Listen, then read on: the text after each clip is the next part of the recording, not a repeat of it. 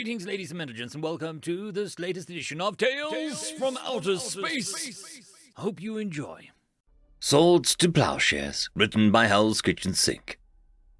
I woke up to the smell of smoke. A figure stood over me, dark, slender, glowing red eyes, undifferentiated and vivid in the darkness of my apartment bedroom, stared at me. The figure was shaking slightly. Master, I burnt the eggs. I blinked a couple times. I stood up. 6,414,634. I shivered as I rested a hand on her shoulder. Her expression was still, cold, her stare 1,000 yards away. She was shorter than me by nearly a foot, her body petite. It was meant to be.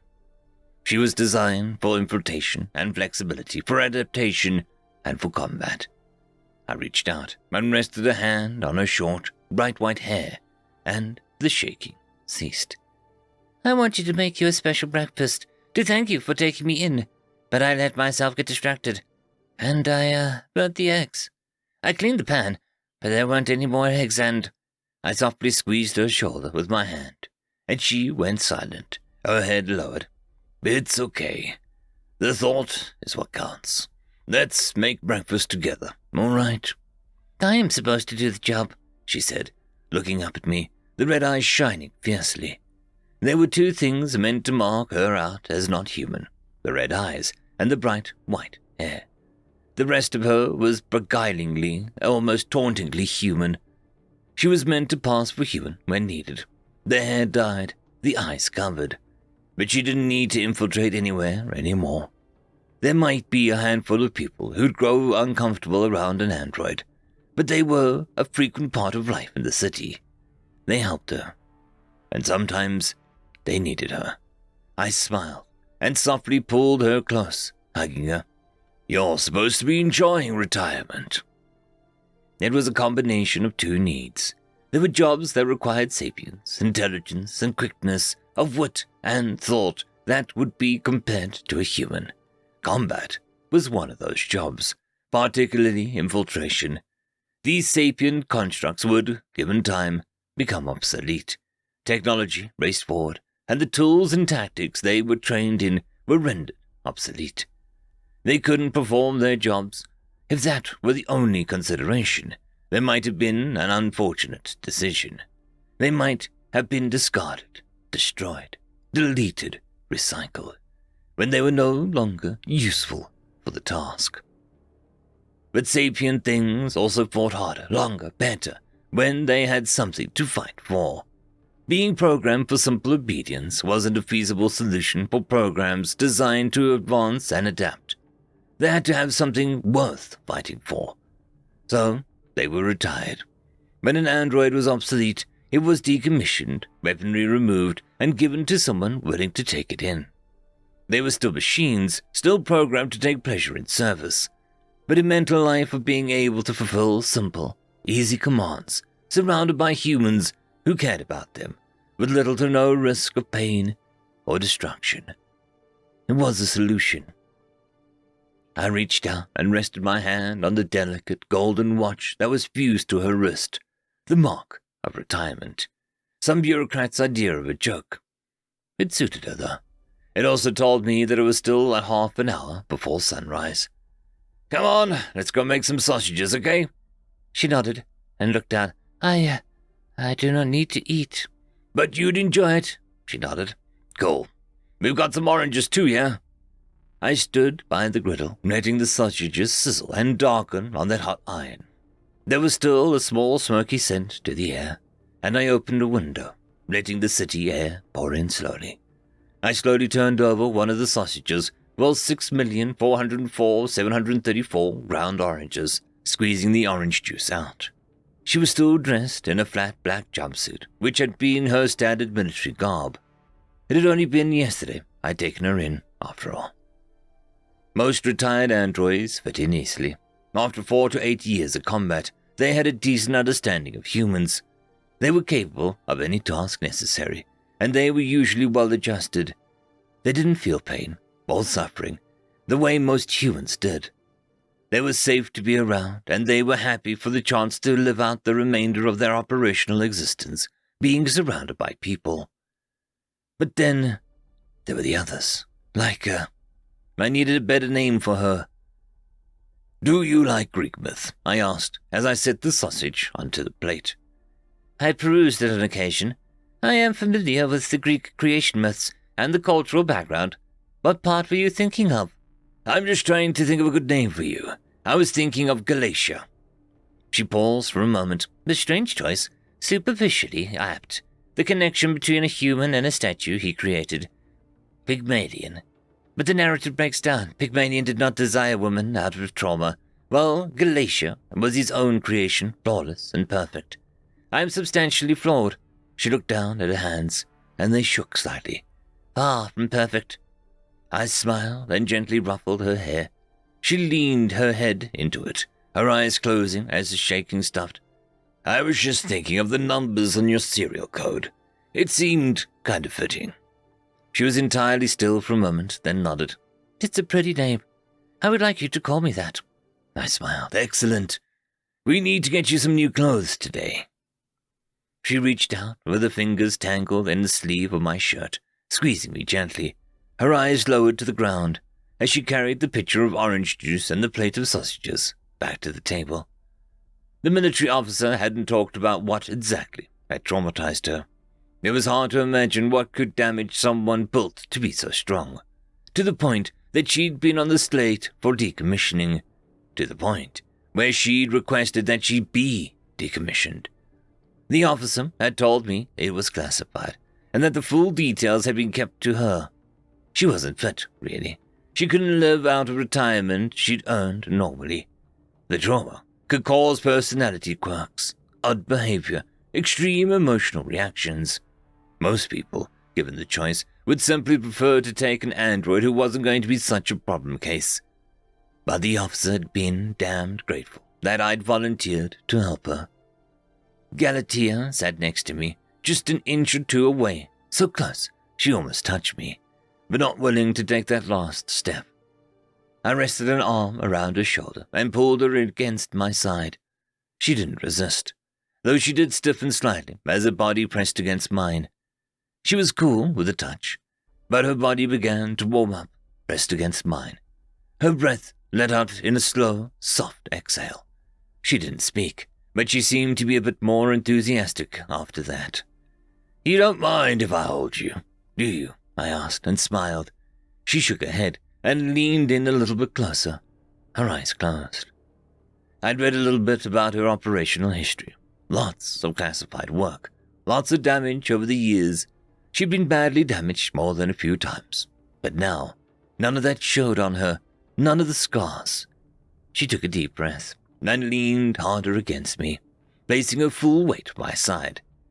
I grunted involuntarily, and she began to straighten up before I pulled her back, giving her a gentle squeeze. She slowly lifted her arms up and began to hug me back. There was a desperation in the touch. She didn't squeeze hard, but the way she pressed to my side, burying her face on my shoulder, it spoke of someone terrified that she'd be pulled away at any second. I let her hold me like that for several long seconds. Eventually, her grip loosened, and she looked down at my plate, her face still cold. "I'm sorry. I'm distracting you. Your food is getting cold." "I'm not going to starve because you want a hug," I said, and then softly stroked her head again. She leaned into it for a moment, her eyes closed again, and began to eat her own food. When she finished, I carried the dishes to the sink and began to scrub them. She stood by her washing rack, and as each dish was handed to her, she began to wipe and clean with a cloth, setting it to dry in the rack. "I was thinking that we could go to the mall later today. Get you some new clothes, get you out of that jumpsuit." I handed her one of the glasses. She stared at it, carefully wiping it, taking great care. "I was thinking that we could get some lunch there too. They've got this great orange There was a crash and a small spray of glass shrapnel. Galatea had gone stiff as a rock, her hand clenched into a fist around the remnants of the glass. Her expression unfroze after barely a second, and she stared down at her fingers, blood trickling down her arm as I gently tugged her hand out. I'm sorry, Master. I broke. It's okay. Let's just get your hand fixed. I lead her to the bathroom, taking a pair of tweezers. She didn't feel pain from the gentle removing of the glass, the flesh already sealing up behind it, the synthetic mixture tougher, faster to repair than any human skin. Then she looked aside and saw a small cut across my arm, where one of the pieces of glass had scored me. Hardly a scratch, I said softly, stroking her head. It was an accident, and I'm not harmed. We all have accidents. She was very quiet as I finished removing the glass and added a little Bactine to the cut on my own arm, covering it up with my shirt. The mall was an interesting experience for her. The bright glow of neon and the LCD screens filled the air, the rain hammering home against the glass ceiling, dark clouds filling the air above the city. She stayed very close to me, her eyes flicking from one monitor to another. You all right? I asked, my voice soft. We don't have to do this today, if you're not ready. No, it's not that. She reached out, her fingers tangling my sleeve, frowning. I'm just trying to make sure that you are safe. There are many people here. If they wished, they could harm you. She shook her head and lowered her eyes. I'm behaving like a weapon. It's safe, I said and smiled. I won't deny that someone could pull something, but they're not going to. Come on, let's find a nice clothing store. She continued walking alongside me as we passed the shops. I was nearly pulled off my feet when she suddenly stopped, staring into the glass storefront. I raised an eyebrow. Are you sure? I gave an eye to the leather corset sitting in the window next to the cat ears headband, a latex zentai, and a half a dozen other unusual items. She nodded quickly. All right, if you want... No, you wait here. I'll be quick. I do not want you to see what I buy. She lowered her head. Is that all right? I can pay for it all myself. My pension is substantial. Of course, I smiled, and watched as she dashed into the store. She returned less than 2 minutes later, clutching a large brown bag to her chest, her head lowered. Find everything you wanted? I asked, and she nodded, her eyes on the ground. The clothing outlet was a calmer experience as the two of us shopped. She still favored the monochrome and exclusively chose cheap clothing, a set of black leggings and a handful of black shirts, things without much ornamentation. I paused for a moment as we went through another aisle, and she pointed out a set of black sneakers. You sure you don't want something more colorful? You don't have to go monochrome.